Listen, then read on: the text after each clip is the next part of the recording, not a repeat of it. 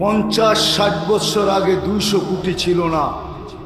মনে হয় বর্তমানের তুলনায় মুসলমান 100 গুণ কম লাঞ্ছিত ছিল, বঞ্চিত ছিল, দীক্ষিত ছিল, ঘৃণিত ছিল, কম ছিল।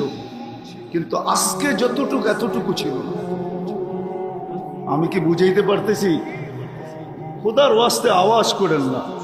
যে যেই অবস্থায় আছে দাঁড়ায় থাকেন, অসুবিধা কি?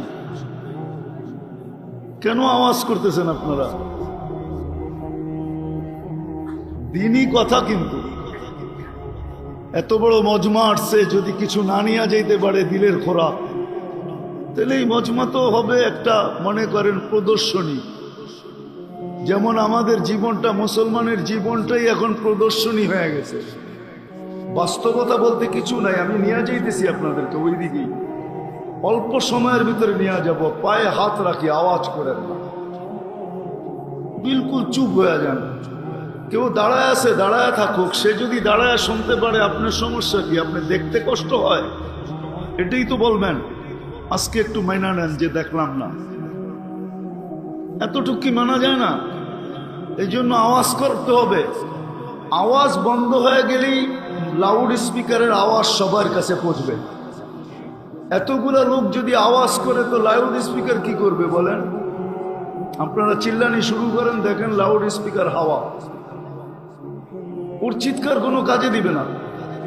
তো যেটা বুঝাইতেছিলাম, যে আজকে যতটুকু মুসলমান নির্যাতিত, নিষ্পেষিত, দীক্ষিত, ঘৃণিত, অবহেলিত, রব্বে কাবার কসম, হাত্তাকে যেই আল্লাহ আমাদেরকে মুসলমানের ঘরে সৎ ইচ্ছায় অস্তিত্ব দিলেন, আজকে ওই মুসলমান পর্যন্ত ভাবে যে আমি মুসলমানের ঘরে জন্ম নিলাম কেন? কি ভাবে না? অস্বীকার করতে পারবেন? ও নিজে পর্যন্ত বলে আমি কেন মুসলমানের ঘরে জন্ম নিলাম, আমাকে কেন মুসলমানের ঘরে জন্ম দিল? যে আল্লাহ সদিচ্ছায় মুসলমানের ঘরে অস্তিত্ব দিয়েছেন।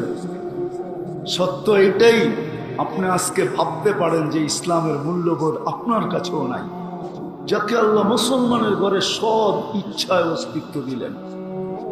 মাইয়ুরিদিল্লাহু আইয়াহদিয়াহু ইয়াশরাহ সাদরাহু লিল ইসলাম। যে আল্লাহ ইসলামের জন্য আপনাকে নির্বাচিত করলো, ইলেকশনে না সিলেকশনে, আল্লাহর কুদরতি হাত দিয়ে নির্বাচিত করলো। ওই মুসলমানের যুবক ভাবে, যুবক, যুবতী ভাবে, নারী ভাবে, পুরুষ ভাবে, শিক্ষিত ভাবে, অশিক্ষিত ভাবে, যে আমাকে আল্লাহ মুসলমানের ঘরে অস্তিত্ব দিল কেন? যদি এটা না ভাবত, তাইলে সৃষ্টির সেরা ধর্ম ইন্নাদ-দীন ইনদাল্লাহিল ইসলাম, ইসলাম একমাত্র মনোনীত ধর্ম, তাইলে ও বিজাতির এশকে পড়ল তো পড়ল কেন? বিজাতির মতো পোশাক কেন, চাইল কেন, চলন কেন, উঠা কেন, বসা কেন, শোয়া কেন, ঘুমানো কেন, খাওয়া কেন, গোসল কেন, কাপড় কেন, চুপড় কেন, বিয়া কেন, শাদি কেন? প্রত্যেকটা জিনিস বিদাতির স্টাইলে আমরা অভ্যস্ত। নাইলে 14 তারিখ কি মুসলমানের কালচার? মুসলমানের কালচার তো হইল 365 দিন তুমি যাকে ভালোবাসো তাকে 365 দিন তুমি ফুল দিবে। বিজাতির তরিকা হইল 364 দিন জুতা মারবা, একদিন শুধু একটা ফুল নিয়ে দিয়া বলবা ইউ আর মাই হানি, তুমি আমার মধু। এটা তো বিজাতির তরিকা ছিল না। বিজাতির তরিকা তো হলো বৎসরে একদিন। কয়দিন? আর মুসলমানের তরিকা 365 দিন। মানুষকে ভালোবাসবে 365 দিন। বিজাতির মুসলমানের উচিত তো ছিল যে 31st নাইট যেদিন আসবে, ওই দিন সারা দুনিয়ার মুসলমান মসজিদে আল্লাহর কাছে সেজদায় পড়া দোয়া করতে থাকবে। আল্লাহ, সামনের যেই বৎসরটা আসতেছে 12টা 1 মিনিটে, আল্লাহ ওইটা যেন মঙ্গল নিয়ে আসে, অমঙ্গল না নিয়ে আসে, এই দোয়ার ভিতরে 31 নাইটকে স্বাগত জানাবে। মুসলমানের রীতি তো এটা ছিল না যে প্রত্যেকটা বাড়ির ছাদকে 31 নাইটের রাস্তা, প্রত্যেকটা বাড়ির ছাদকে 31 নাইটকে বিজাতির মতো স্বাগত জানানোর জন্য স্টেজ বানায় ফেলবে। এটা কি ছিল? বিজাতিও তো এতটুকু করে না।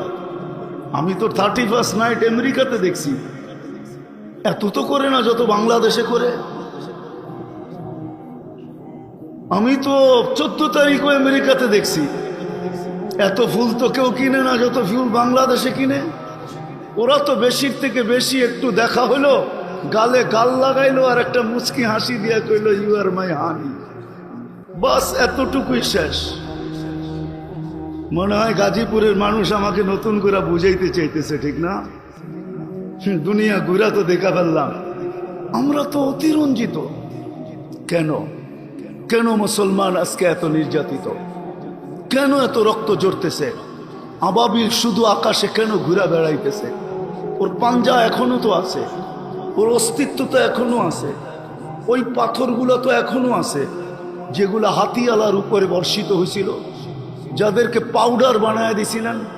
ওই আবাবিল এখন আকাশে ঘুরে কেন? ওকে কি এই জন্য অস্তিত্ব যে আকাশে ঘুরা বেড়াবে? আমার বিবেক তো বলে আবাবিল এই জন্য অস্তিত্ব না। আবাবিলের অস্তিত্ব এই জন্য ছিল, যখন ইসলামের বিরুদ্ধে হাতি আসবে, আল্লাহ রসুলের বিরুদ্ধে হাতি আসবে, তো আবাবিল নিজের ইচ্ছায় পাঞ্জায় ওই পাথর উঠাবে আর ওই হাতিওয়ালাদের উপরে মারবে আর ওদেরকে পাউডার বানায় দুনিয়াকে দেখায় দিবে।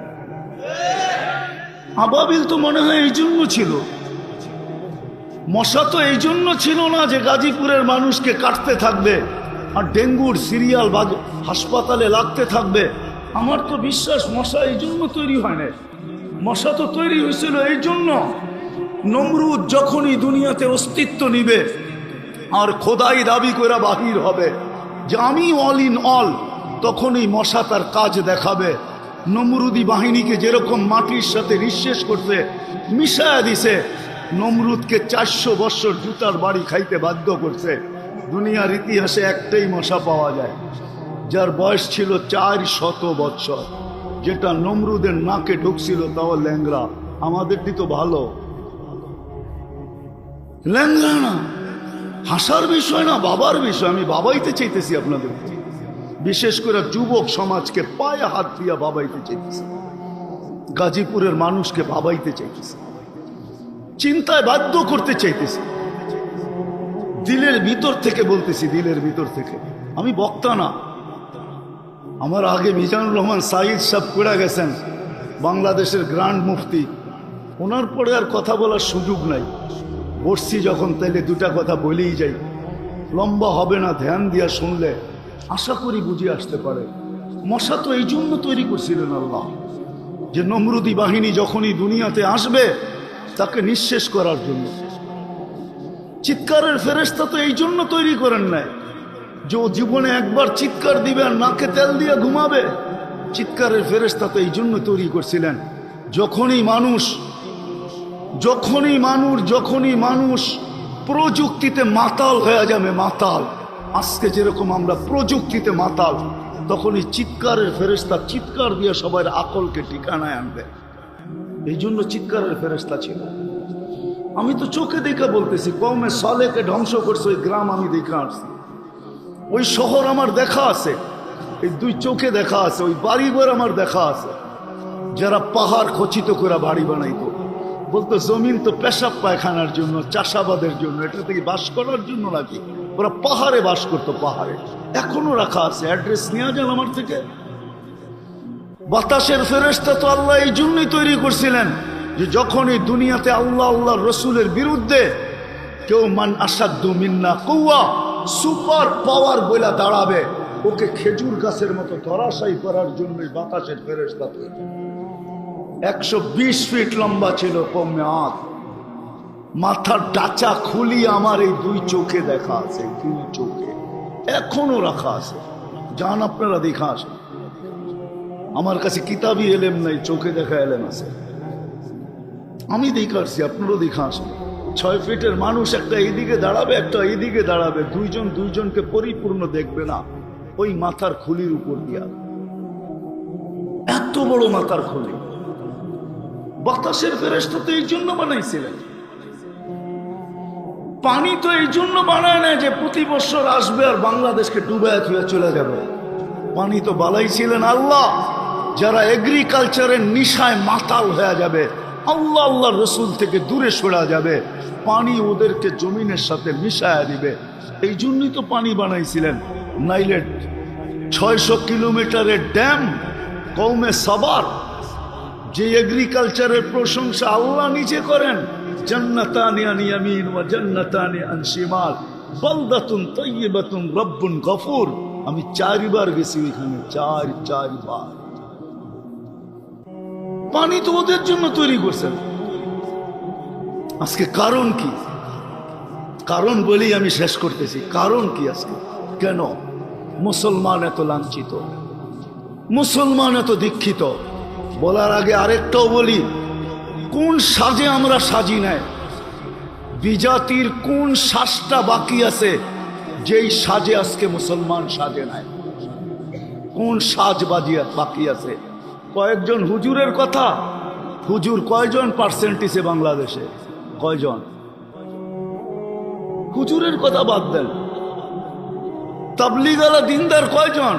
1% না বাংলাদেশে। হুজুর কয়জন দুনিয়াতে? বাকি 99%ই তো আমরা ওদের সাজে সেজে গেলাম। ওদের মতো বিয়া, ওদের মতো শাদি, ওদের মতো খাওয়া, ওদের মতো 3 কোয়ার্টার, ওদের মতো হাফ কোয়ার্টার, ওদের মতো টি শার্ট, ওদের মতো জিন্সের প্যান্ট, ওদের মতো টাই, ওদের মতো চেহারা। সকাল হইতে দেরি, শেভ করতে দেরি করি না। সব রঙিন তো ওদের রঙে রঙলাম, কিন্তু তারপরও তো ওরা আমাদেরকে বুকে নেয় না, পিঠেই রাখে। আর কবে নিবে আপনাকে বুকে? মুসলমানও আমি নিয়ে যেতেছি জায়গায়, রব্বে কাবার কসম, যাকে আল্লাহ মুসলমানের ঘরে সদ ইচ্ছায় অস্তিত্ব দিচ্ছেন, সর্বশ্রেষ্ঠ নবীর উম্মত হিসাবে যাকে আল্লাহ নির্বাচিত করছেন, রব্বে কাবার কসম, যতই আমরা ওদের রঙে রঙ্গি না কেন, আমি দুনিয়া ঘুরা বলতেছি, ঘুরা। এই পোশাকেই তো দুনিয়া ঘুরি। একটা তো ওটা তো হয় নাই। রব আলহামদুলিল্লাহ, সুম্মা আলহামদুলিল্লাহ, 99টা হয়ে গেছে। দোয়া করেন যেন সেঞ্চুরিও পুরা হয়। আমি তো ঘুরা বলতেছি, তোমরা আমাদেরকে মিডিয়া দিয়ে কি বুঝাবে? গুগল দিয়ে তোমরা আমাকে কি বুঝাবে? আমি তো চষতে চষতে চোখের পাওয়ার নষ্ট করে ফেলছি, পায়ের জুতা ক্ষয় করে ফেলছি। এই জন্য ভিতর থেকে বলতেছি, যতই আমরা রঙিন হই না কেন, রব্বে কাবার কসম, আল্লাহ বলে লা ইয়ানদুরু ইলা সুয়ারিকুম ওয়ালা ইলা আজসামিকুম। সারা দুনিয়ার বিজাতীয় বলে লা ইয়ানদুরু ইলা সুয়ারিকুম, আমরা তোমাদের রূপরেখার দিকে দেখি না, আমরা দেখি তোমাদের, এটাকে কি বলে, আমরা দেখি তোমাদের, আরে সফটওয়্যার দেখি আমরা, সফটওয়্যার। আমরা তোমাদের সফটওয়্যারে যা দেখি কে কে ধর্মের জায়গায় ইসলাম লেখা আসছো, আমরা এটা দেখি। আমরা তোমাদের এই রূপরেখা দেখি না, যে তুমি আমার মতো শেখ করলে কি না। আমি ফিলিস্তিনের বিরুদ্ধে যাইতেছি না। বসনিয়া আপনারা দেখেন নাই, গণহত্যা বসনিয়া হয়েছে, বসনিয়া আপনারা চোখে দেখেন নাই। আমি ফিলিস্তিনের বিরুদ্ধে যেতেছি না। ফিলিস্তিন আপনারা দেখেন নাই, আমি চোখে দেখছি। আপনারা দেখেন নাই, মিডিয়ায় দেখছেন ফিলিস্তিন, চোখে দেখেন নাই ফিলিস্তিন। আজকে মুসলমান কেন নির্যাতিত? রব্বে কাবার কসম, মুসলমান আজ যদি মুসলমান 3টা কাজ না করলো, আজকে যদি এই মজলিস থেকে যদি আমরা 3টা জিনিসের আপনি আর আমরা প্রতিবাদ করতেছি, আমি প্রতিবাদের বিরুদ্ধে না, গাজাওয়ালারা প্রতিরোধ করতেছে, ঠিক না? সত্য তো? আরে বলেন না, হা না না। আর আমরা কি করতেছি? কি করতেছি? এই মজমায় কয়জন আছে যেদিন থেকে গাজায় হামলা শুরু হয়েছে, যে আমি ডেলি 2 রাকাত নফল নামাজ সালাতুল হাজাত গাজা আলাদের জন্য পড়ছি, আর সেজদায় যায় আল্লাহর সামনে চোখের পানি জড়ায় বলছি, মালিক তুই জানিস আমি কোথায় আছি, তুই জানিস আমার ক্ষমতা কতটুকু আছে, আমি ওদের সঙ্গ কতটুকু দিতে পারবো।